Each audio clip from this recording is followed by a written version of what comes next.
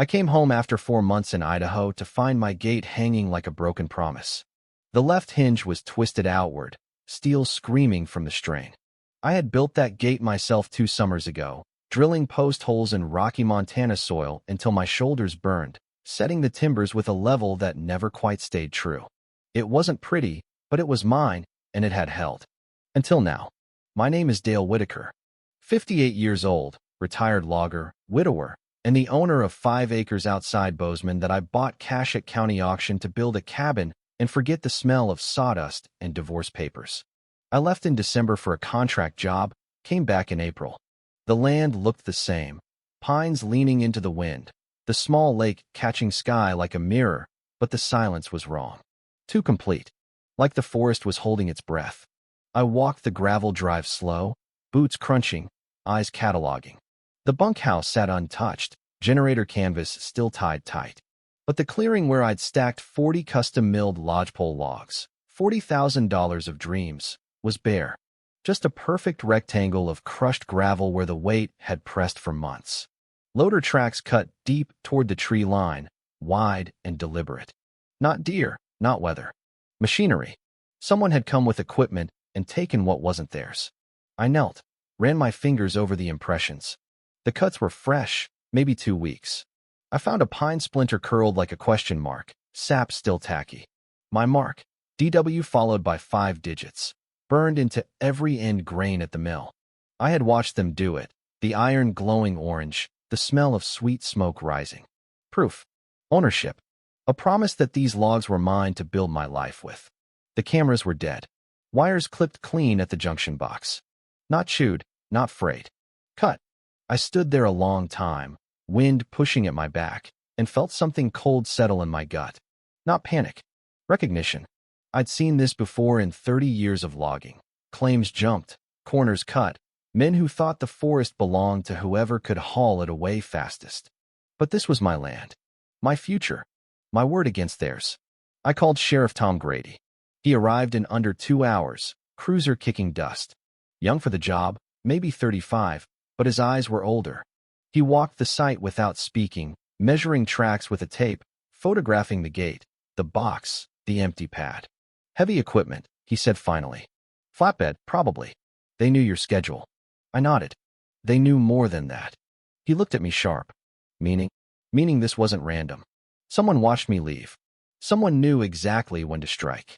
Tom wrote it down, then met my eyes. We'll investigate. But Dale, without plates or witnesses. He didn't finish. He didn't need to. Out here, things disappeared into the pines and stayed gone. I thanked him, watched him drive off, then went to the bunkhouse and started building a case the way I'd once built fences, post by post, solid and straight. 3 days later the letter arrived. No stamp, hand-delivered under cover of night. Silver Creek Homeowners Association. Lydia Brooks, President. The paper smelled like new ink and old lies. It claimed my logs were illegally harvested from protected community forest and had been reclaimed for public benefit. $40,000 of my timber now sat in their evaluation yard, pending review. Failure to comply would result in liens, fines, possible seizure of the entire parcel.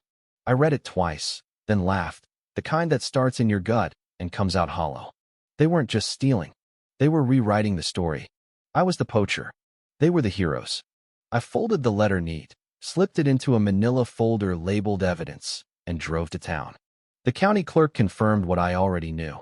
My 5 acres sat clean outside any HOA boundary. But Lydia had filed a boundary clarification 3 weeks after I left for Idaho, signed by her cousin at the planning desk. The map showed my land folded into Silver Creek like a paper crane. Forgery wrapped in bureaucracy. I hired Sarah Klein, the only attorney in Bozeman who scared insurance companies. She listened without blinking, spread my documents across her desk like a poker hand. They didn't steal logs, she said. They committed conversion, trespass, fraud. We sue the HOA, Lydia personally, and the county for negligence. Emergency injunction to freeze everything. We filed that afternoon. The retaliation came fast. My insurer froze my claim, pending third-party dispute. The building supply yard canceled my lumber delivery, HOA hold-on permit. Social media exploded with posts about environmental criminal Dale Whitaker poaching protected timber. Neighbors I'd never met called me a blight. I didn't argue online. I documented every post, every email, every canceled order. Sarah added defamation to the suit. Then came the midnight raid. My phone buzzed at 12:17, motion sensors.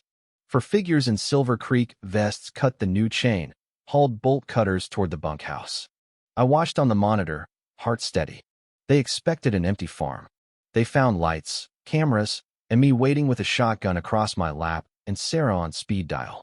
Sheriff Grady arrived with 3 deputies before they touched the door. Lydia's nephew Kyle froze mid-step, paint can in hand.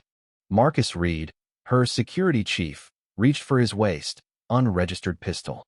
The deputies had him face down in gravel before he cleared leather. Lydia arrived 10 minutes later, screaming about community rights. The cuffs silenced her. Discovery was a bloodbath. Lydia's emails. Move the logs before he returns. Plant survey stakes to justify reclamation. Bank records. $38,000 in consulting fees to the county clerk. Kyle's phone. Texts bragging about the easy score. The pavilion at Silver Creek? Built with my logs, my burn marks visible in daylight. The judge dissolved Silver Creek HOA, ordered $150,000 restitution, and referred Lydia for criminal theft. She took a plea. 2 years probation, full repayment, permanent ban from any board. Marcus got 18 months. The clerk lost her job and pension. I rebuilt the gate stronger, painted it barn red, and hung a sign, private property. Respect it or meet the sheriff. 6 months later, my cabin stands finished, lodgepole walls glowing honey gold, my mark on every beam. Neighbors stop by with pie, not fines. The land breathes easy again. But let's back up. It started with the land itself. 5 acres of rocky slope and pine, bought for $38,000 at auction after the old owner died without heirs. The county called it reclamation eligible, code for nobody wanted it. I did. I saw the lake, the ridge, the way the morning light hit the water like a promise. I saw a place to build something that would outlast me. I spent the first month clearing brush, grading the drive, sinking fence posts. The soil was thin, the rocks stubborn, but I worked sunrise to sunset. My hands blistered, then calloused. My back ached, then strengthened. I slept in the bunkhouse with a propane heater and a battery lantern, eating chili from a can and dreaming of walls that would keep the wind out for good. The logs were the heart of it. I drove to the mill in Livingston, picked the trees myself, lodgepole from high elevation, dry growth, no knots. I watched them cut, plane, and burn my mark into every end grain. DW 22001 through DW 22040. 40 logs, $40,000, 40 reasons to believe in tomorrow. I left for Idaho in December because the money was good and the cabin could wait. I locked the gate, tarped the generator, and told the land I'd be back by spring.